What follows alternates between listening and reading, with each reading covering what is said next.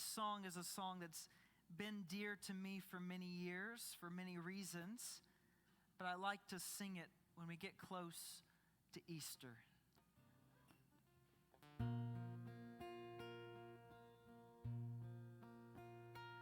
How deep the Father's love for us, how vast beyond all measure, that He would give His only Son to make a wretch His treasure. How great the pain of searing loss, the Father turns His face away, as wounds which mar the chosen one bring many ones to glory.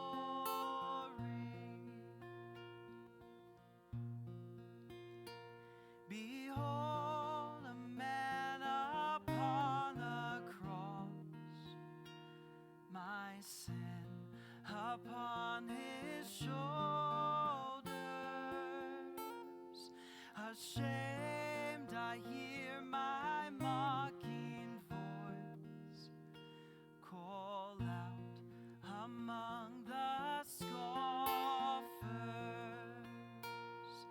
It was my sin that held Him there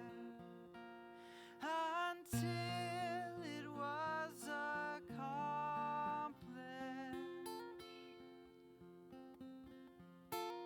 His dying breath has brought me life. I know that it is finished.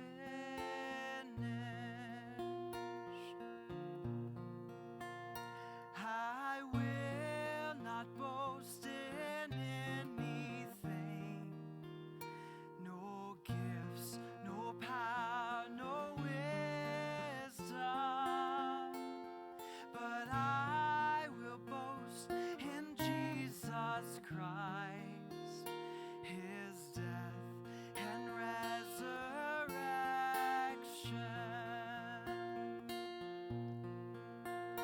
Why should I gain from His reward? I cannot give an answer, but this I know with all my heart: His wounds have paid my ransom. But this I know with all my heart: His wounds have paid my ransom.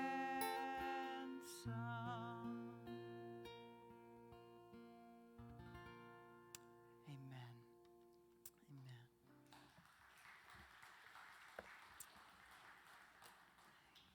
Kids, now is a good time to go with Miss Janet.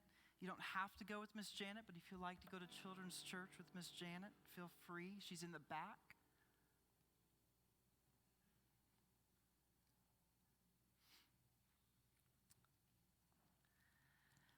The passage of Scripture for this morning that I'm going to read, not the one I'm going to preach on, but the one I'm going to read, comes from a prophecy in Isaiah.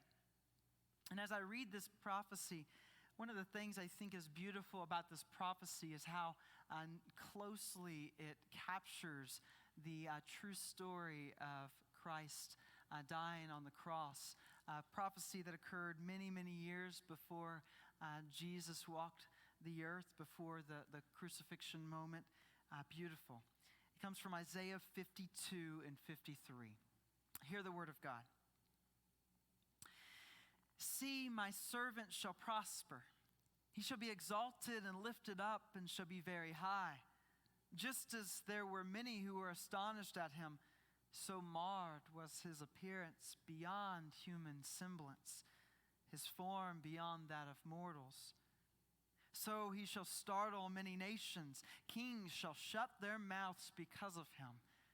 For that which had not been told them they shall see, and that which they had not heard they shall contemplate.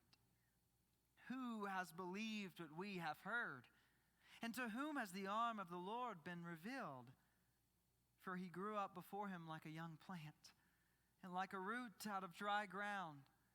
He had no form or majesty that we should look at him, nothing in his appearance that we should desire him. He was despised and rejected by others, a man of suffering and acquainted with infirmity.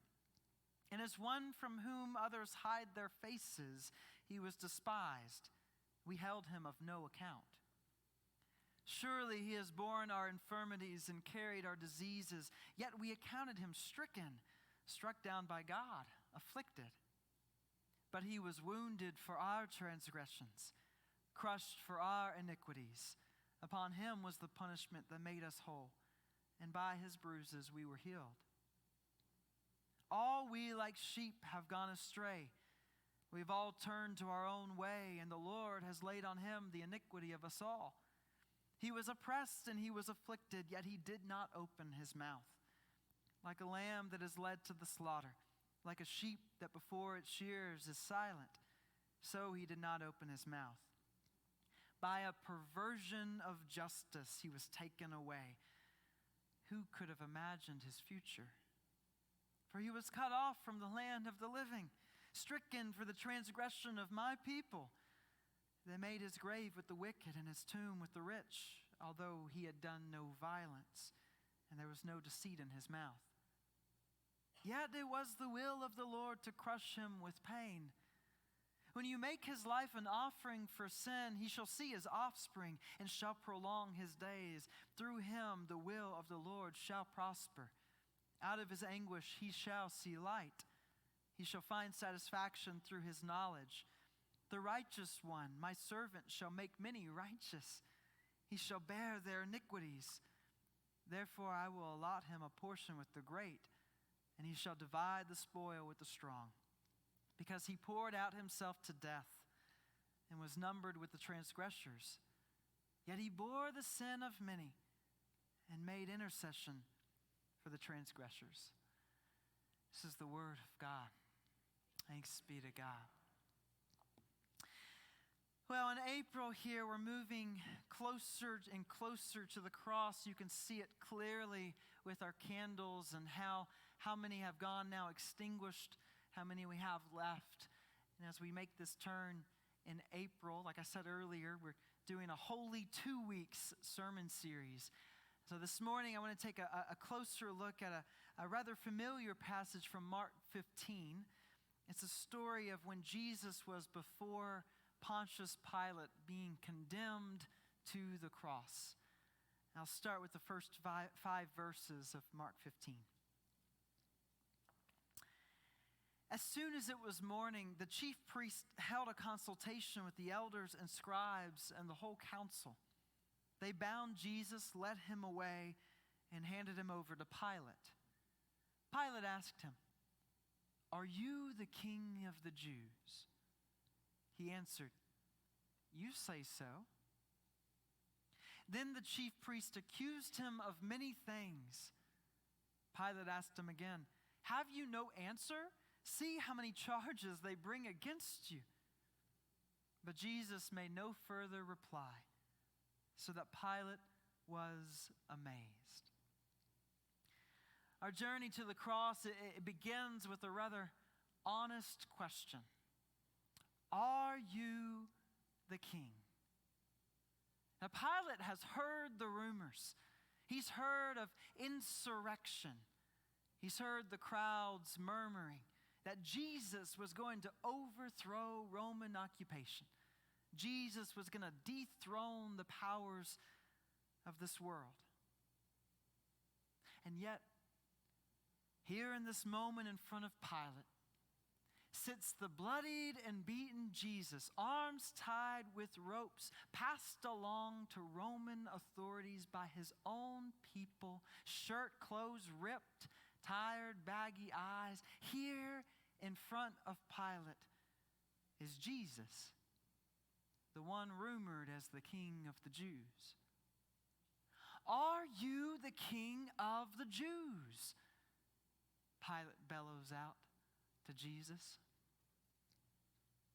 Jesus gives that mysterious response. "You've said it yourself." Now, Rome doesn't call Jesus king. The Pharisees, Sadducees, chief priests, rabbis of Israel, none of them call Jesus king. I mean, even the Jewish crowds are kind of on the fence. Just earlier, in the same week, days earlier, they laid palm branches and coats at Jesus' feet as they sang joyous songs. "Hosanna! Blessed is the one who comes in the name of the Lord. Blessed is the coming kingdom of David." They thought the king had arrived. But as Jesus kneels before Pilate, those crowds have all scattered like sheep. "Are you the king? The King of the Jews, the one turning Jerusalem upside down?" "You've said it yourself, Pilate. But will you believe it? Will you live it?" And with that, Jesus says no more. The king has already made his case. Look at verse 3 with me. "Then the chief priest accused him of many things. Pilate asked him again, 'Have you no answer? See how many charges they bring against you.' But Jesus made no further reply, so that Pilate was amazed. Now at the festival, Pilate used to release a prisoner for them, anyone for whom they asked. Now a man called Barabbas was in prison with the rebels who had committed murder during the insurrection. So the crowd came and began to ask Pilate to do for them according to his custom. And then he answered them, 'Do you want me to release to you the King of the Jews?' For Pilate realized that it was out of jealousy that the chief priests had handed him over. But the chief priest stirred up the crowd to have him release Barabbas for them instead. Pilate spoke to them again. 'Then what do you wish me to do with the man you call the King of the Jews?' They shouted back, 'Crucify him.' Pilate asked them, 'Why? What evil has he done?' But they shouted all the more, 'Crucify him.' So Pilate, wishing to satisfy the crowd, released Barabbas for them. And after flogging Jesus, he handed him over to be crucified."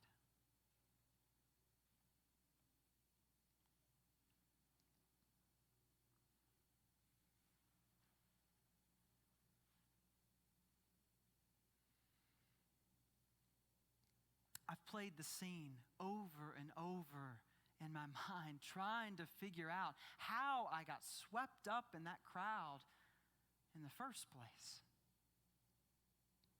I still can't quite remember how it all happened. But the energy, the satisfaction, the feeling of belonging to something much bigger than myself, it was invigorating standing there in that crowd. What a wild turn of events from beginning to end of week. You see, I had also run in that crowd that welcomed Jesus at the beginning of the week. In fact, it was my very own cousin that grabbed the first palm branch and began waving it at Jesus. The crowds really liked that one, so I followed suit, took off my own coat, threw it at Jesus' feet. That cousin, he didn't join me in the second crowd. I haven't really seen his face since they first arrested Jesus.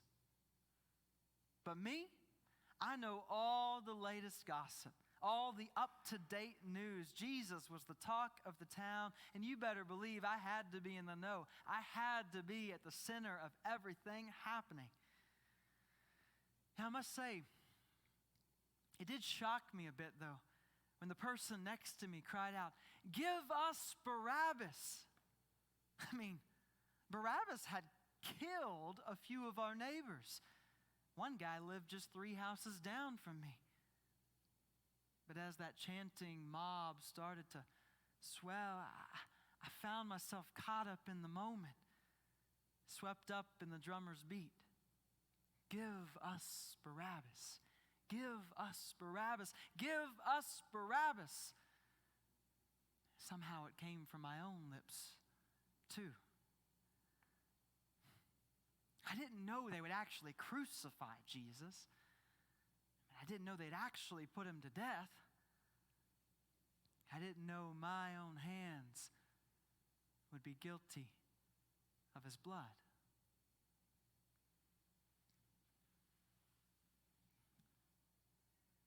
This is verse 8.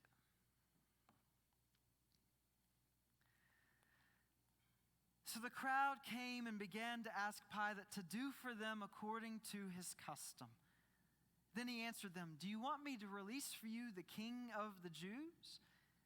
For he realized that it was out of jealousy that the chief priests had handed him over. But the chief priests stirred up the crowd to have him release Barabbas for them instead.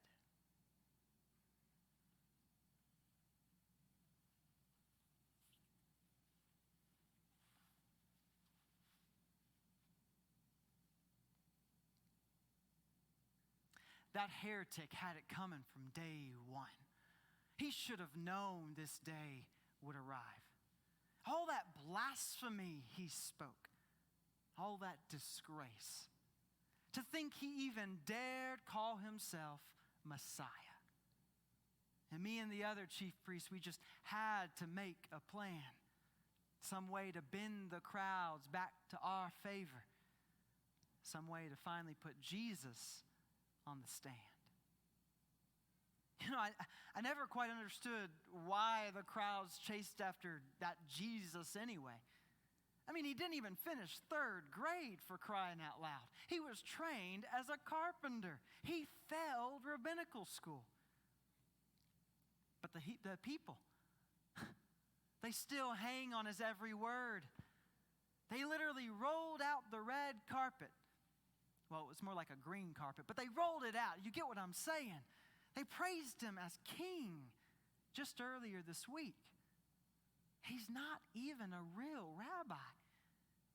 He never studied like us Pharisees did. And I've heard his sermons. I mean, sure, the man can hold his own in the pulpit, but his teachings are all turned upside down. We just had to flip the script. Once we trapped him in Roman custody, all we had to do was sway the crowds. That was the easy part. They were already blind sheep ready to follow the latest trend.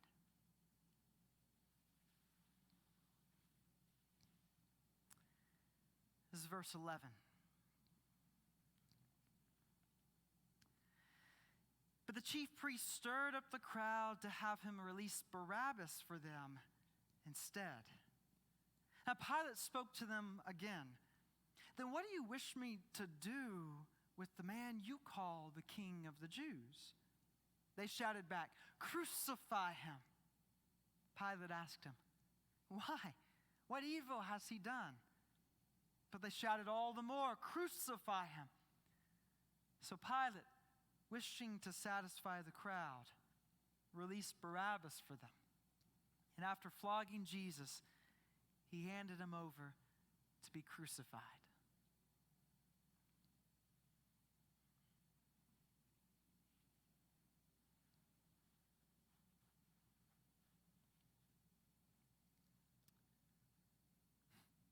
Story of my life.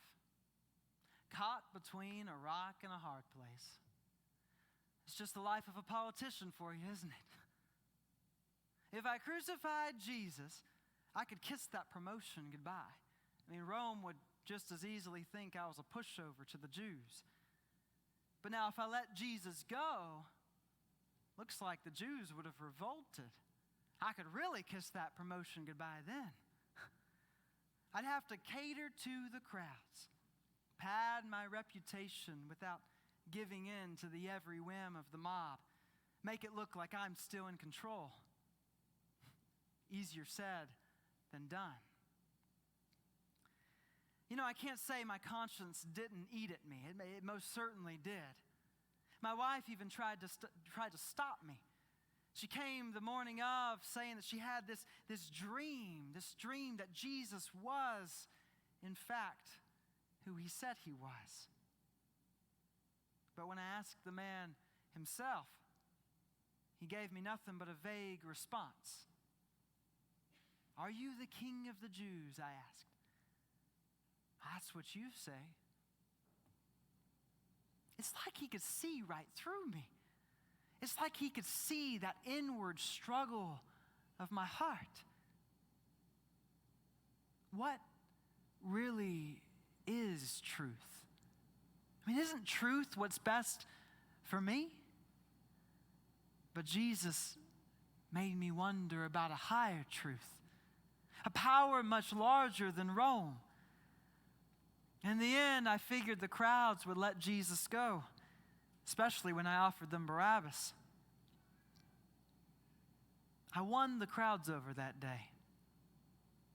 But I just can't help but feel like I actually lost. Like something much larger than my reputation was traded there at the judgment seat. This is Mark chapter 15, verse 16. Then the soldiers led him into the courtyard of the palace, that is, the governor's headquarters. And they called together the whole cohort. And they clothed him in a purple cloak, and after twisting some thorns into a crown, they put it on him. They began saluting him, "Hail, King of the Jews!" They struck his head with a reed, spat upon him, and knelt down in homage to him. After mocking him, they stripped him of the purple cloak and put his own clothes on him. Then they led him out to crucify him. Are you the King? That's the question leveled at Jesus as he turns towards the cross. As the crowds yell, "Crucify him," as the chief priests fashion their crown of thorns, as Pilate announces crucifixion while sitting on a judgment throne. Are you the King? A question leveled at us, contemplating 2,000 years later the death of Christ on a Roman cross. You know, the crowds, they swing on a dime when answering the question. One moment, they crown Jesus as Hosanna, the Savior King. And the next, they demand his death in complete 180.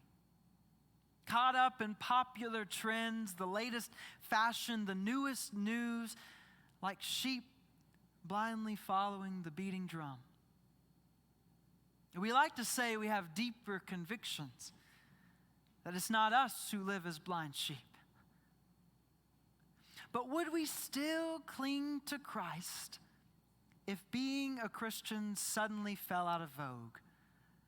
If claiming Christ as our Savior meant that the people in St. Augustine, people we have known all our lives, passed us on the streets with a sideways glance, would we still sing the loud hosannas of praise to Christ, our King? Or would we stand there in the mob and yell, "Crucify him"? But really, it's the fault of the chief priest, isn't it? I mean, they are the ones who stirred up the crowds in the first place. They are the Pied Pipers, the puppeteers pulling the strings, the manipulating voice spreading all that fake news. Driven by a jealous desire to gain the most followers, to get the largest response of likes and comments, those attention-hungry priests, they do whatever it takes to win the crowds. That just can't be us, right? I mean, we don't have that kind of power, that kind of influence. But we sure do like that kind of attention. We like the story to be about us. We like to get the glory, to be celebrated, to be remembered. And what if Christ and claiming Christ suddenly got in the way of that desire for praise? What if talking about the latest news or the latest trends or the latest things going on, the latest scores of the latest team, what if all of that was more praiseworthy than growing closer to Christ? What if being known as the one who gets things done made the crowds come to our favor more than the depth of our love for God and neighbor? The one who gets things done. Now we're talking about Pilate, aren't we? The man with the plan, the man catering to the crowd, the man holding all the power, keeping cards close to his chest. We can't possibly relate with Pilate. I mean, he's the politician. We keep our nose out of that mess. He's the people pleaser. And we could care less what other people think. And yet we've all seen the trends of this world. The crowds and the culture of the United States want less and less to do with the crucified Christ. So what happens to our faith? What happens to our faith when we can no longer win friends and influence people because of the death and resurrection of Christ, the one we claim as King? What happens when it's not really cool anymore to claim Christ as King? In other words, what happens to us when we find ourselves standing in Pilate's courtyard and Jesus is on the stand and the entire world around us is yelling, "Crucify him"? What happens to us? It's hard to say, isn't it? What we would do if put in that same situation. Will we journey with Christ, taking up our own cross? Or will we be the ones swept up in the crowds, not sure how we got there, but yelling, "Crucify him," when at the beginning of the week we sang praises? It's hard to say, isn't it? You know, most of us never come face to face with that kind of crossroads decision. And yet it's exactly what these final movements to Easter are all about. It's exactly what these steps we take in Holy Week are all about. In his last night of freedom, Jesus takes his disciples, his closest friends, to that Garden of Gethsemane. They pray. They're somewhat together. The soldiers come, though, and what happens to the closest followers of Christ? They scatter. They scatter. Even Peter ends up scattering. Peter, the man who the night before said, "No, Jesus, I will never forsake you. I'll even die with you," scatters. And there Peter is on the edge of the courtyard, not really wanting to be noticed, not wanting to be called out. "Hey, you're someone who followed Jesus, aren't you?" No. No, you've got to be, your accent gives you away. "No, I didn't walk with him. I don't know him." "No, surely you're Peter. I've seen you walking with Jesus. They call you Peter." "No, that's not me." The rooster crows, just as Jesus said it would. What happens to us when we're there in Pilate's courtyard and all the world around us is yelling, "Crucify him"? Is our faith ready for that? Is Christ truly the King in our hearts? We all want to live with Christ and sing victory in Jesus, skip over Good Friday, go straight to Easter, sing all the bubbly and good stuff. But can we pick up our cross and follow him? Can we truly crown him as King in our hearts? I love this Easter story. It's difficult. Forces us to contemplate deep parts of ourselves that we have not contemplated. I love this Easter story because it does not stop at Good Friday, does it? Resurrection still happens. Jesus, knowing that all 12 of them would forsake him, knowing that one of the closest ones, Peter, would deny him 3 times, knowing that the treasurer of the group would be the one betraying him with a kiss, still went to the cross anyway.